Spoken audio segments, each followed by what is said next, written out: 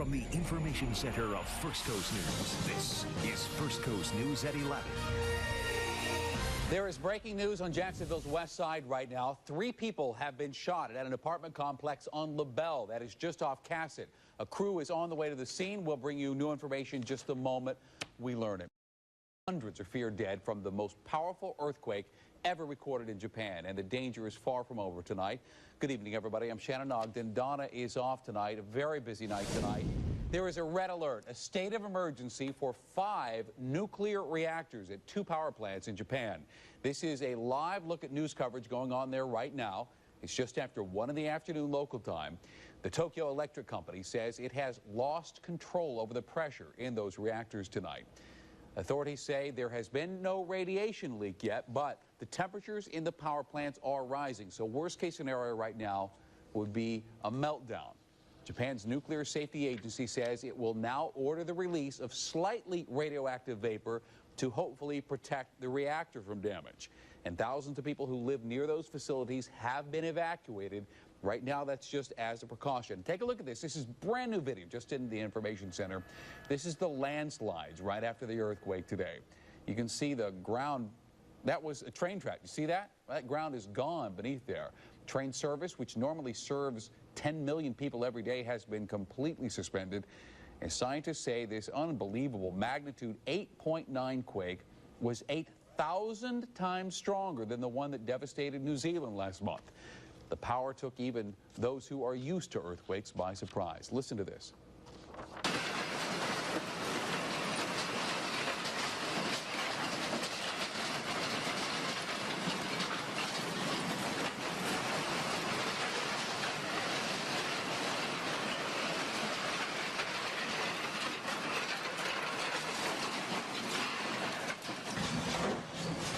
Oh my God. That is the biggest earthquake to date.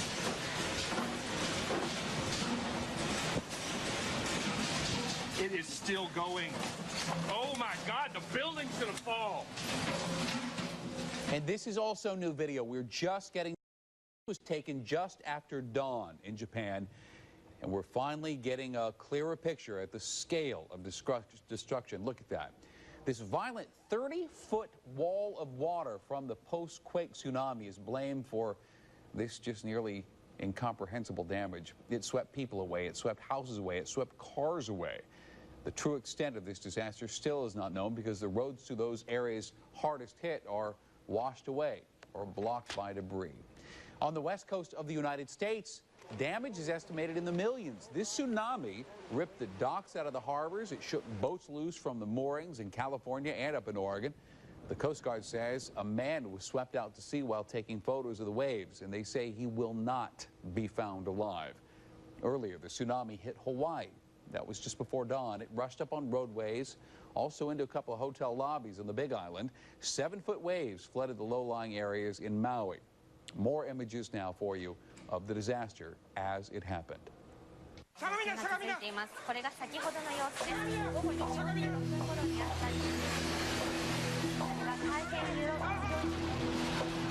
my God, the building's gonna fall. And it looks like the tsunami has engulfed several cities.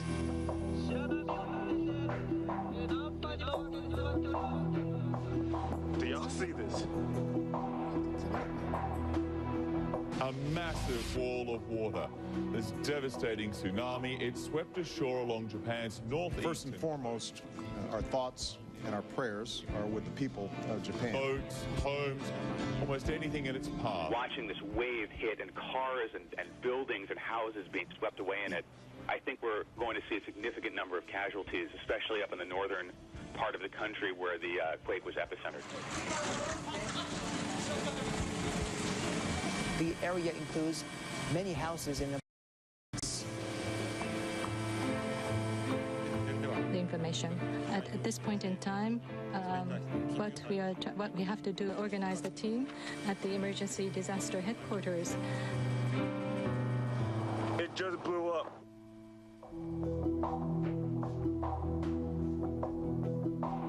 Japan has known about the threat of tsunamis for a very, very long time, and there's almost no... Our hearts go out to our friends in Japan and across the region, and we're going to stand with them as they recover and rebuild from this tragedy. The best way to reach U.S. citizens in Japan right now is to contact the Department of State's Office of Overseas Citizen Services. That number is 888-407-4747. We also have that number on our website. And if you would like to help these victims, the local Red Cross here is collecting donations. You can donate on the Red Cross website or text Red Cross to 90999 for a $10 donation. And for overnight updates on this disaster, I want to direct you to the Don't Miss section of FirstCoastNews.com.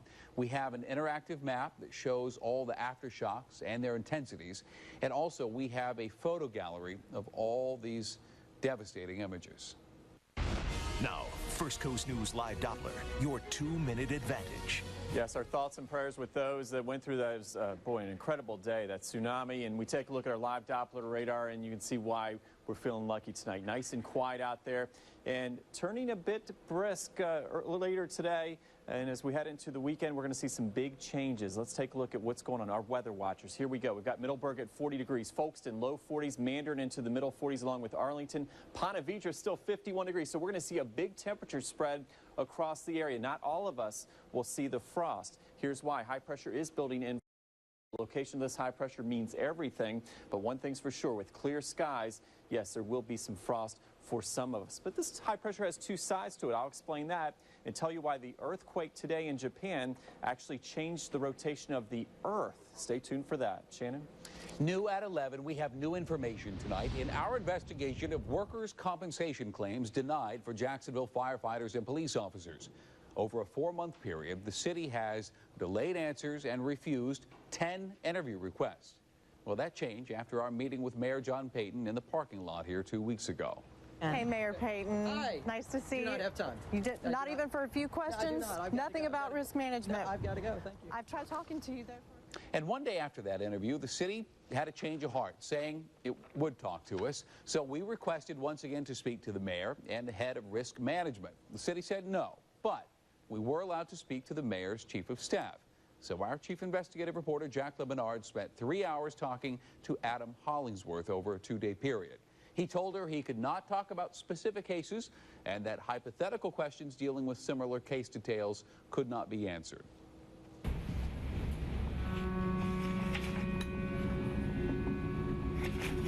Over the last week, dozens of numbers have been passed back and forth between the city of Jacksonville and First Coast News, and back to the city again, asking for more clarification because some numbers don't add up. One thing they know for sure, more heart claims are denied than accepted. The mayor's chief of staff, Adam Hollingsworth, says the 441 claims filed under the heart and lung bill in the last 5 years were all carefully reviewed. It's important that we determine whether or not a person's claim of heart disease or hypertension is in fact related to the course of their employment, not a lifestyle issue. Hollingsworth is aware that police and firefighters are not happy with how many of those cases were denied. He feels like there is a pattern of denial. There is not. Okay. He is also saying, though, he feels that there is, and the facts don't support the assertion. In December, the city gave us numbers showing the amount of heart and lung cases denied jumped over the last 5 years, from 30% in 2006 to 72% in 2010. Over a 5-year period, more than 65% were rejected. We got these same numbers from the city again last week. So you're saying not a pattern of denial? In fact, the city's pattern is to make sure that injured employees and employees who developed a condition as a result of their employment get the medical care they need. That's our pattern. But after waiting for months for other numbers, like the amount of money paid to attorneys, how many cases have been won and lost, and how many are appealed, well, it's still unclear. The city says it does not have a tracking system in place to follow all these cases, and it is having to go from memory. For exact numbers, the city says it would have to pull all the files. Hollingsworth is confident the city accepted 90% of all workers' comp claims in the last 5 years, and in the 10% denied and challenged at the local court level. In 80% of the cases, the trial court or the workers' comp court, the workers' comp court makes a determination that the city has made the correct decision. When those cases are appealed to the First District Court of Appeals, the city prevails in 75% of the cases. In 2 separate interviews, Hollingsworth used those numbers. But after the interviews, we did our own math and realized his numbers did not add up. Let's start with December. Back then, the city told us it fought 6 heart and lung cases on the appellate court level, winning 3 and losing 3. Last week, the city gave us another set of numbers, showing a total of 6 appellate cases for all workers' comp claims. The document showed the city won 4 and lost 2. When we alerted the city to the discrepancy, it gave us new numbers. This week, the city said there were actually 11 appeals for all workers' comp claims. It won 4, lost 5, and settled 2. The city says the reason for the different numbers is because of confusion over separating heart and lung claims and all workers' comp cases. For the taxpayers. That is one point Hollingsworth made over and over during 2 separate interviews. In 2007, we spent about $26 million on the city's workers' comp program. Last year, we spent $16 million. So over the last 3 years, the city of Jacksonville has saved more than $10 million. Over the last 3 years, the city of Jacksonville has saved $10 million in its total workman's comp program. Hollingsworth's savings come from this, the total cost of money spent in risk management. In 2006, it was $20 million, but that number jumped to $26 million in 2007, then went back down to $20 in 2008, up to $21 in 2009, and down to $16 million in 2010. The $10 million savings is from comparing 2007 to 2010. The number of claims filed and accepted and denied were basically identical during those 2 years. What we don't know is what kind of injuries were treated. We won't know that because of HIPAA regulations. We saved money for the taxpayers by making sure that we pay employees and provide medical care to those who are injured in the course of their employment, and by not compensating employees who aren't injured in the course of their employment. After months of waiting, the city finally turned over its numbers on how much attorneys have been paid challenging the city's decisions. The numbers show in the last 5 years, you paid lawyers representing injured workers $1.9 million because the city lost or settled. When we questioned Hollingsworth on all that money. $10 million is a lot of money, and the city's saved $10 million in its workers' comp program over the last 3 years, and we're proud of that record. More than $831,000 has been spent on investigations of workers' comp claims in the last 5 years. When we pressed Mayor Payton for an answer on it. Can you answer, though, fraud has been caught? I'm not asking for medical records. Has fraud been caught? I can promise you that we have caught fraud in our efforts over time. We asked Hollingsworth if the city had any numbers on that. How much fraud would you say has been caught by the city of Jacksonville? You know, I got to tell you, I'm uncomfortable with that word. We have in our city who every day file on a good faith basis a claim because they believe that they were injured in the course of their employment. And in fact, what we know is that in more than 90% of the cases, an employee who files a claim seeking compensation or medical care for their injury, the city finds that in fact it's an appropriate claim. How many cases then has the city found that have been under surveillance or investigated? A part of that $831,000 spent in the last 5 years, how many cases of those then would you say you found where a worker was not injured on the job? Less than 10%. $831,000 spent on less than 10%. That's a lot of money. No, $10 million is a lot of money. And the city of Jacksonville has saved $10 million in the last 3 years. He says the city does not define fraud. It leaves that up to the court system. Hollingsworth says risk management does not pursue charges against city employees who are found not to be injured. He told us that decision is left to the state attorney's office. A bill that would change teacher pay is on the fast track to the governor's desk tonight. Why some say students, your children, they are the ones who will suffer. The NFL in turmoil, what the breakdown in labor talks means for the upcoming football season. And we will have a live update from the scene of breaking news. 3 people have been shot at a West Side apartment complex. We're back in just 60 seconds. We're following breaking news on Jacksonville's West Side right now. 3 people have been shot at an apartment complex on LaBelle Street that's just off Cassett. Aaron Hawley has just arrived on the scene. Shannon, I've been speaking with officers who've called the scene chaotic right now. There were 2 shootings. We're told the second one did involve a police officer. They say it all happened very quickly, and they're still not sure if there are any suspects on the loose at this point.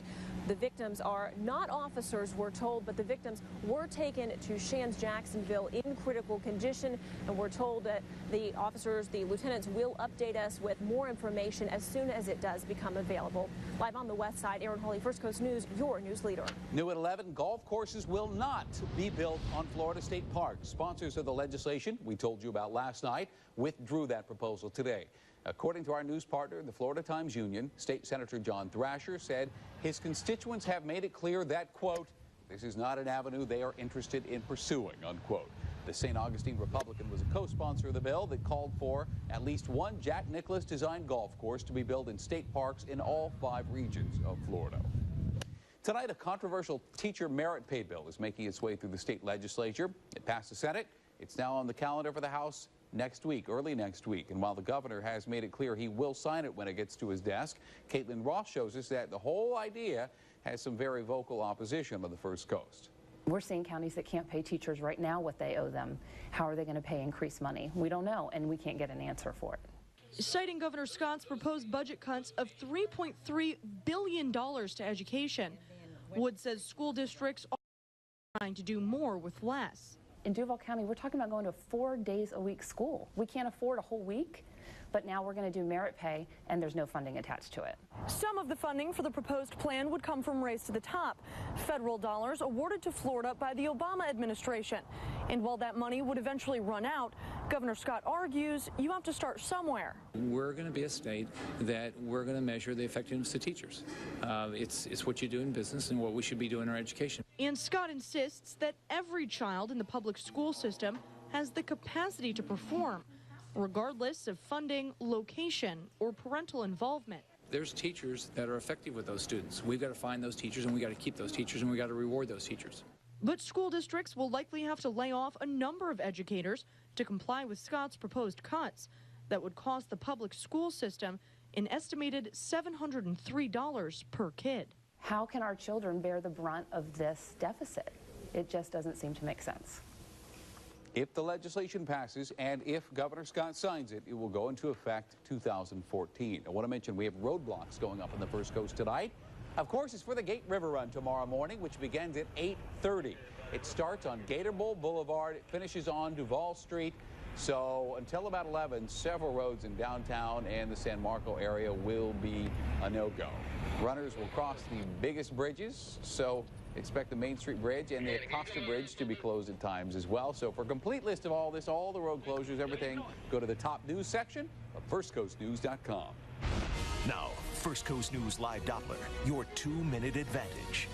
And the good news is, yes, the Gate River Run tomorrow morning, and by the river, we've been given temperatures down near that record-tying 33 at the airport, but it'll be about 7 degrees warmer here downtown as the race starts. So feeling nice and warm for you runners. Just make sure you're hydrated, and I think it'll be a great day for the race. Now, yes, everybody's been thinking about the tsunami, an incredible day for all of us watching those images. And what it actually did, it was so strong, it was one of the top 5 earthquakes of all time for the since records have been kept, at least since the 1800s. But it actually sped up, that's right, it actually sped up the Earth so much that we actually are having the shortest day of the entire year. That's right, a bulge in the mass. In fact, one island moved up to 8 miles because of that shift in the Earth's crust. So pretty amazing. Now, as we come closer to home, we're talking frost advisories, 2 a.m. to 9 a.m. officially. And this is what we call a slight frost. The ground is still very warm. We've had 80-degree temperatures out there, and we had all of that rain. So again, we're seeing temperatures in most locations staying above freezing. The beaches and along the rivers, yeah, a little closer to 40 degrees, especially toward Jacksonville Beach, so you'll be okay. And then from McClenny westward, there could be a brief freeze, including Lake City and Waycross. But again, right now, that'll be less than 2 hours, so no freeze warnings have been issued as a result. So just make sure the more sensitive plants are protected. Area of high pressure is actually moving our way, causing this frosty weather for some of us, especially to the west of I-95. but it has two sides of it. That's right, two sides to it because it's a cool high pressure here. But on the return flow, we've got lots of warmer weather, and we're going to start to see that tomorrow with some good fishing weather to go with that running weather. Notice we'll have plenty of sunshine. Temperatures warming up nicely. Just a light south to southwest wind in the afternoon at 5 to 10 knots. And that's right, with that high pressure and control, a beautiful sunny high of 70 degrees. Here's your Gate River run. Two big fears for runners usually is the heat. Don't have to worry about it. 43 to start, 66 by noon.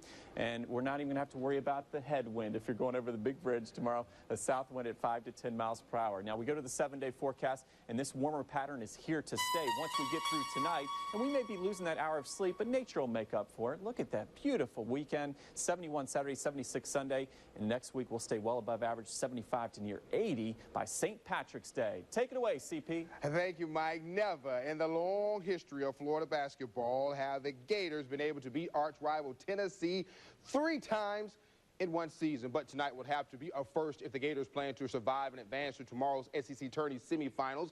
The Vols led at the half, but it was all Florida in the second half in part. This man, Kenny Borton, you do you while I do 3. Borton is filling it. Then the Gators here on the fast break ahead to Kenny. Basket, foul, made the free throw. Yet another 3-point play. More from Kenny. From beyond the arc, downtown Atlanta, splash. And the Gators have done it. They've beaten the Vols 3 times in one season. They won a final 85 to 74. A wild one in the other quarterfinal matchup in the conference. Georgia taking on Alabama. Alabama down 2 right here when Trevor Relevant scores with the seconds left in the game. Dustin Ware of the Dogs has an opportunity to win it right here. He throws it up, and the bank is open. It is good, but wait. Mark Fox called a timeout. Shot waved off. This will go into overtime, and the Crimson Tide will go on to win 65 to 59. FSU taking on Virginia Tech right now as we speak. Chris Singleton suited up but hasn't played. Folks, it's Miller time. Ian Miller. This is why he's hot. Yes, sir, 24-16 FSU. Knowles on the break. Get it to Miller in the corner. One more time, 3-pointer. Just like Maxwell House Coffee. Good to the last drop. The Knowles were winning by 3 in the second half. Last I checked, a wild quarterfinals earlier today in the ACC. North Carolina, they were down by as many as 19 in this one, but with seconds left, they have an opportunity to win this game in regulation. Tyler Zeller right there. Good night. Game over. Drive home safely. And North Carolina knocked off Miami 61 to 59. The Florida School for the Deaf and the Blind girls basketball team captivated hearts across the First Coast this season, and they're being recognized nationally. We'll tell you why when you come back. After agreeing to 2 extensions, the NFL players filed for decertification today, and now there are reports that the NFL will announce a lockout sometime tonight. They've got about 33 minutes. Meanwhile, NFLPA Chief DeMaurice Smith says they discussed a proposal made by the owners, but significant differences remain. We asked for 10 years of audited financial records to accompany any extension. We told them that 5 p.m. today. We're going to head back to the office, and I'm sure we'll have a further comment later on. Thank you all. 10 players have filed antitrust claims against the NFL and the team owners. 3 of the players, MVP, Tom Brady, Peyton Manning, and Drew Brees. Well, don't think we play because we're deaf. We have the disadvantage. Just deaf people can do the same thing as hearing teams can. We have proof that just because we're deaf doesn't mean we don't know how to play basketball. That was Lakeisha McNair when I spoke with her back in January, the night before the Florida School for the Deaf and the Blind girls basketball team won its 14th straight, breaking a school record set way back in 1938. The win caught the attention of people across the First Coast and left many believing that this team is as talented as any in our area. Then the Dragons proved themselves again as they won the Mason-Dixon tournament. And tonight, yep, they've caught the attention of the nation. They have been called the Deaf Digest National Team of the Year. That breaking news, more officers have just arrived at this West Side apartment complex where 3 people were shot in 2 shootings. That second shooting was officer involved. Go to firstcoastnews.com. We'll keep you updated overnight. Good night, everybody.